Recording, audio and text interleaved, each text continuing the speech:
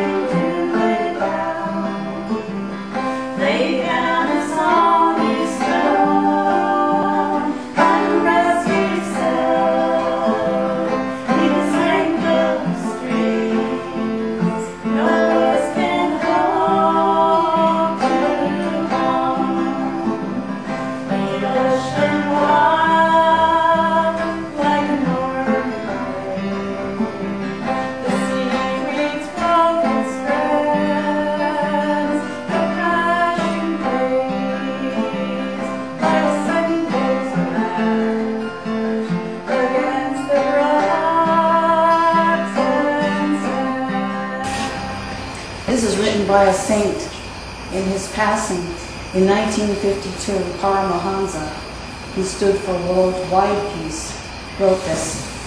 And I thought it was appropriate to read to you tonight. Immerse yourself in the peace of God.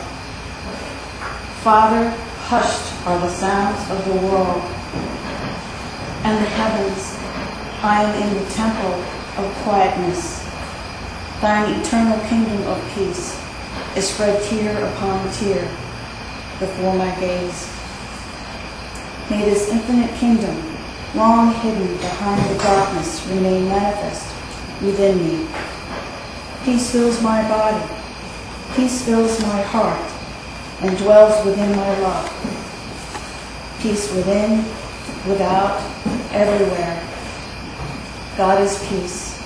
I am his child. I am peace. God and I are one.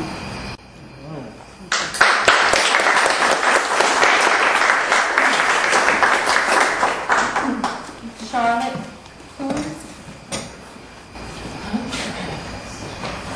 Well, it didn't really begin with 9/11. Those of us who know our history know that it was long before that, but certainly none of us will forget where we were that day. And I'd like to read you my experience of that day. I call it a Buddha for today. At 9:15 a.m. precisely on September 11th, 2001, the yoga class assembled. One plane had already fireballed, an accident, our naive speculation. Then a student, shaking and frantic, reported a second. The 8 of us made our decision then to stay and send our yoga meditations to the people of the towers. The yoga teacher said we knew someone in the tower, a man named Ned, Kathy's husband, though she wasn't in class today. No news reports or pictures ever equal the horror behind my eyes as I chanted and rocked and just plain prayed. Nam Myoho Renge Kyo, Nam Myoho Renge Kyo, Nam Myoho Renge Kyo. After class, the teacher said she had seen Ned's face and he was smiling. Finally, about 3 that afternoon, the phone call came. Ned was safe. He had made it down from floor 64 of Tower 2. Diabetic, his legs had been pounded into pillars of concrete, and he wasn't quite coherent yet, but coming home, with thanks to us all for praying him down. Nam Myoho Renge Kyo, Nam Myoho Renge Kyo, Nam Myoho Renge Kyo. But the story does not end, not here, not just yet. One November night that year, something drew me to a Buddhist gathering, the very same yoga space. A large man, well over 6 feet, head shaved, a small diamond in his ear, led the assembled there in the chant for peace. Nam Myoho Renge Kyo, Nam Myoho Renge Kyo, Nam Myoho Renge Kyo. Afterwards, Kathy came up to me, and all she said was, "Come and meet Ned." Nam Myoho Renge Kyo.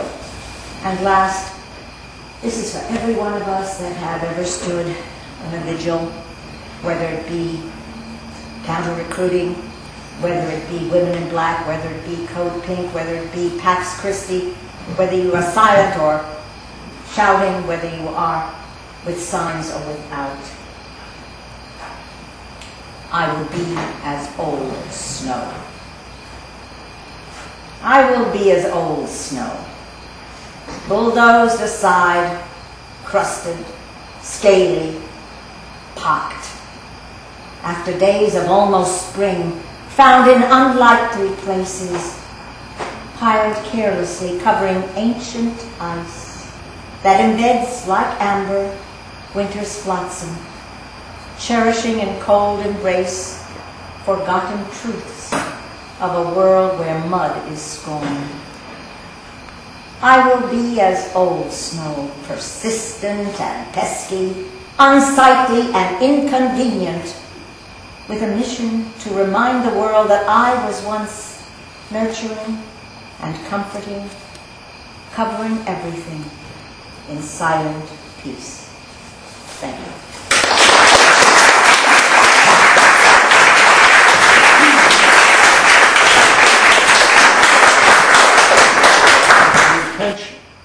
Pax Christi. We have it here, presenting the School of the Americas. That is a school of terrorism, where this nation is a terrorist camp where we train soldiers from Colombia. Over 10,000 soldiers from Colombia have gone to this camp, Fort Benning in Georgia, and been trained in how to disrupt unions, how to break up rallies, how to undermine movements such as ours. And so I would like to pass these out. Make sure you take this if you're not familiar with the School of the Americas. In November, over 15 to 20,000 people will be marching there, as they have for the last 10 to 15 years, trying to get it closed down. And now they're going down to these countries and saying to these countries, don't send your soldiers to this camp. And of course, many countries, Venezuela and Panama and other countries, have said that as well. We're also very concerned about the war in Iraq, and we have some literature here too. War is a defeat for humanity. It's always a defeat for humanity.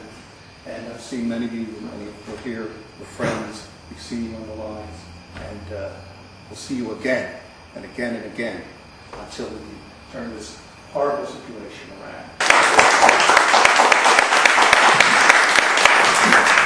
I want to slip in a poem by a friend of mine who is currently residing in Calverton, because he served in Vietnam with the Coast Guard. He wasn't happy about it. R&R, A Sailor's Memory, Vietnam, 1969. His name was Thomas Tatterson. I believe it was 6 o'clock in the evening when I walked across this street, beehive with pedestrians, carts, bikes, and armed vehicles. A flash, intermingled in a roar, blurred in a crush of smoke-filled debris, captured the corner of my right eye. A bowl of rice appeared, still in hand, crashing into a hutch near my left hand, momentarily blinding me.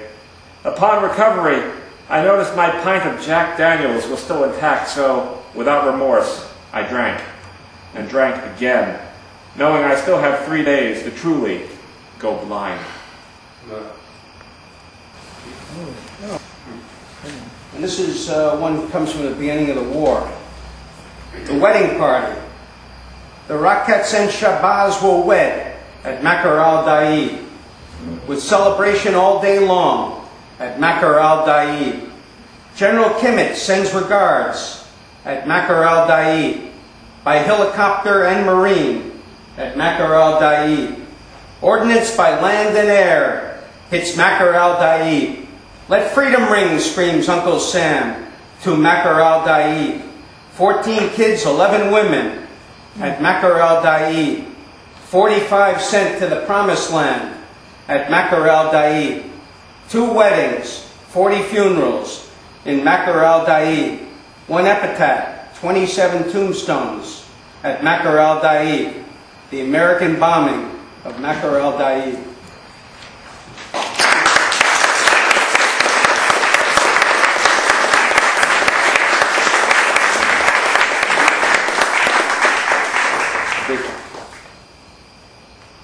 The last poem I've written. I stand at parade rest alone in Hauppauge Armed Forces Plaza. The ghosts of soldiers encircle me from WW2 through Gulf War I. A tear courses down my rough cheek as new souls are sprung in brutal death by the despicable Gwot desert folly. Nothing was learned from my long jungle quagmire long ago. Traffic speeds by oblivious on 347 SUVs, motorcycles, convertibles, large delivery trucks.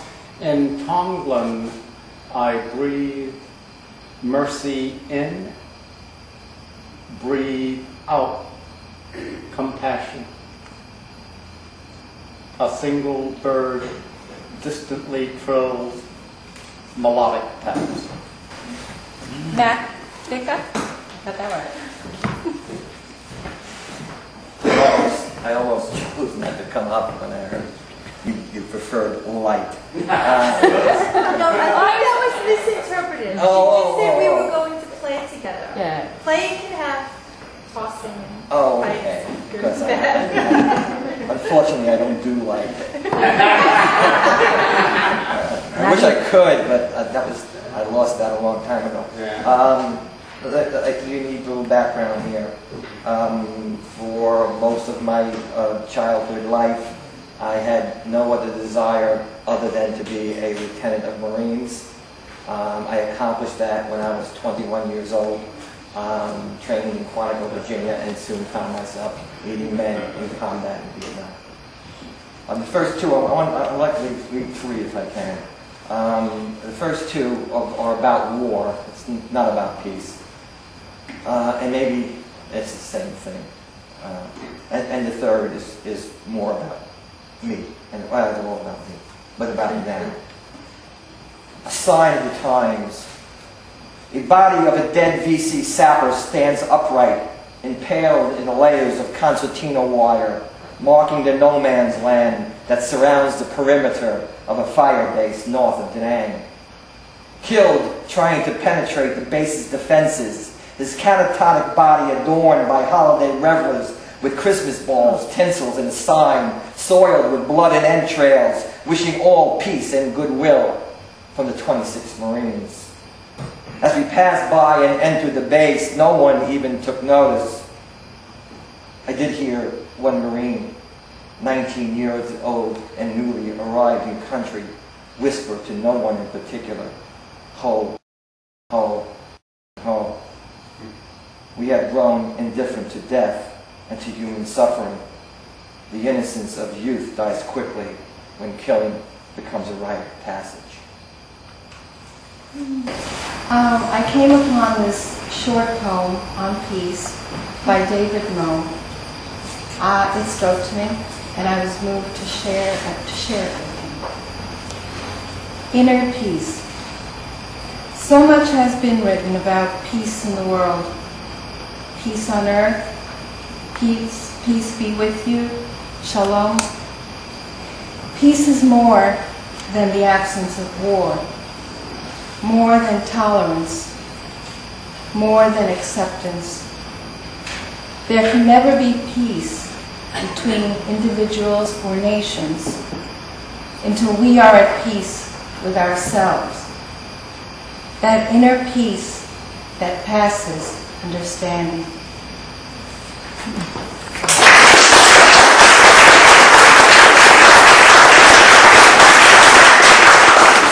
I do want to say when I drove up this afternoon to bring my photographs, I noticed the tree stumps outside in the circle. And I thought to myself, what a beautiful place that would be to pray. And one of the things that, when I think about war, most of my poetry is not so much about war, but about peace, and about finding peace within yourself. And if you are at peace with yourself and with nature, it would be very hard to be at war with anyone. So my first poem is I Believe. I believe we all move in time together in a sea of shared space. God created heaven and earth, the music of the atmosphere. And if we are silent, we will hear. I believe we should let our skin respond to rain. Seasons are better than sermons. We should learn the scripture of snow and daffodils, squirrels and butterflies. I believe there are dreams within our dreams. We should live with intention, listen hard, look long, play with total abandon. I believe that nothing in life is not mixed, that to remember the past is to ensure the future, and love should be the last word we hear on earth.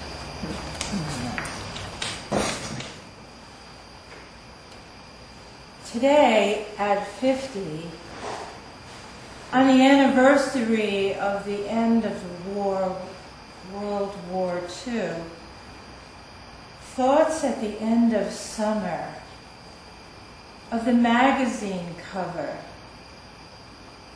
of a sailor embracing a nurse in 1945.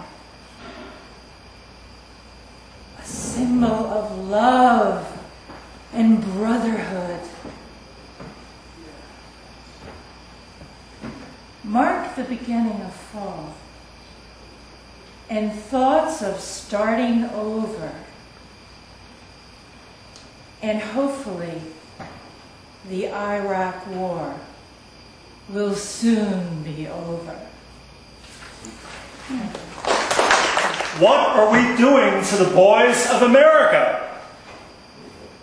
I see them in the classroom, so aware of themselves, discovering the pleasures of Poe or the confines of Kafka, without letting on.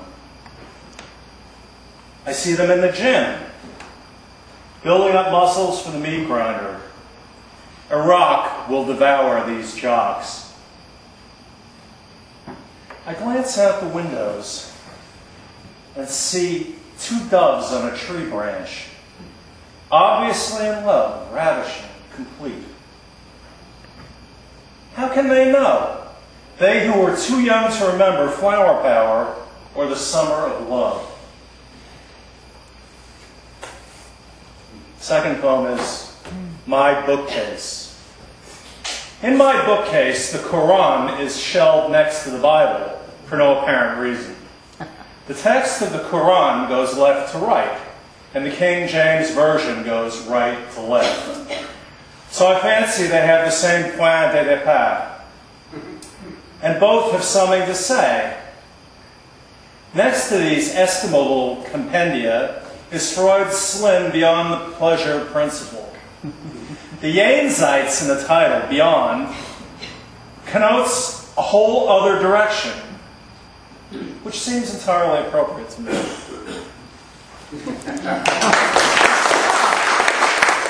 Painted blossoms. Oh, sorry, one more thing. I loved what you said in the beginning about peace didn't always have to be peaceful and harmonious, or the way that we think of it as calm, and you were saying that it was play.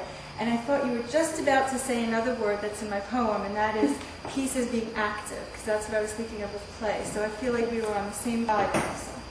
Painted blossoms. Don't think for a blue minute peace lies in dreamy eyes of smiling Buddha blinking across a field of pink blossoms. Peace is no quaint scene, not warm aroma of homemade cookies, nor sound of luggage placed on holy ground. Peace is a constant motion, careful balance, endless vigil, rush of a purposeful journey. Walking through bright hallways of quiet building where well-dressed people shuffle calmly past each other is not peace. Peace is a man in wooden shoes who looks up at lights to uncover their poison. Peace is courage to speak out, shatter comfort, demand justice. Peace is not the people around you suddenly linking arms and taking up song. Peace is the cumbersome process of controlling your temper to smile at ornery colleagues and small children who contradict you. That Buddha is not napping in his field of delicate blossoms. He's resting from a conflict resolution conference with his roommate. He is considering the next move he will make to stir petals into beauty. Wake up to the people around you, he calls. Steady yourself for a long life of patience, sincere communication, bravery, love. When you hear him, you will notice the vital piece of an artist's hand working paint onto the huge canvas. Invocation. Bless us all, children of play, gently tumbling across the floor, welcoming friends, new and old, needing only simple things, heal ourselves, touch one another with love, dance for joy.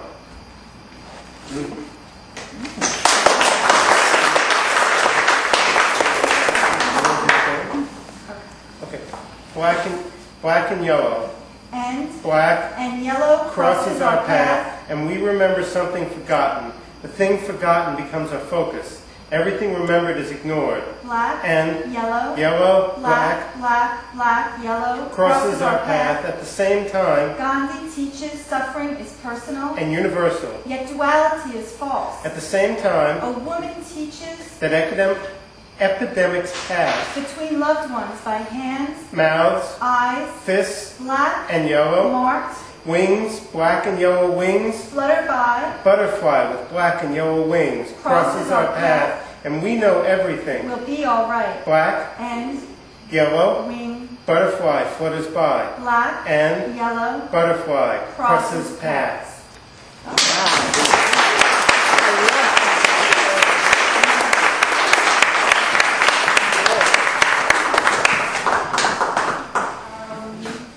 This is a poem that I wrote in January when the casualty count in the Iraq War reached 3,000.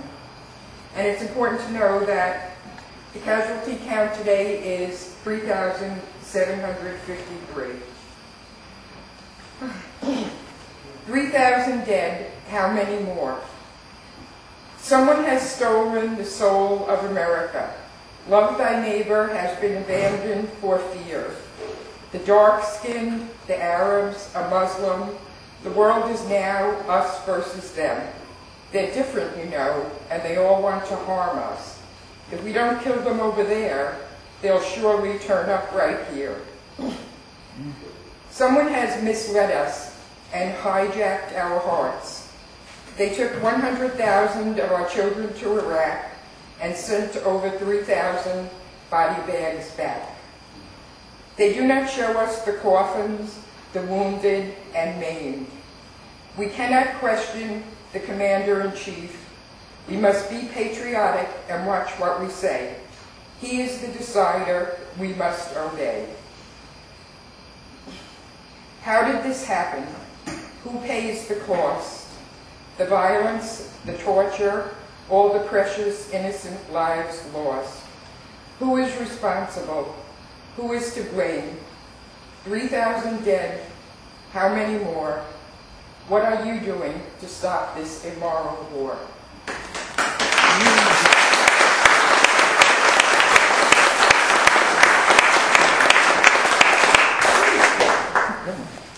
George Fox, the founding Quakerism, 1650, wrote, I told them that I knew from whence all wars arose, and that I lived in the virtue of that life and power that took away the occasions of all wars, and that I was come into the covenant of peace, which was before all wars and strife.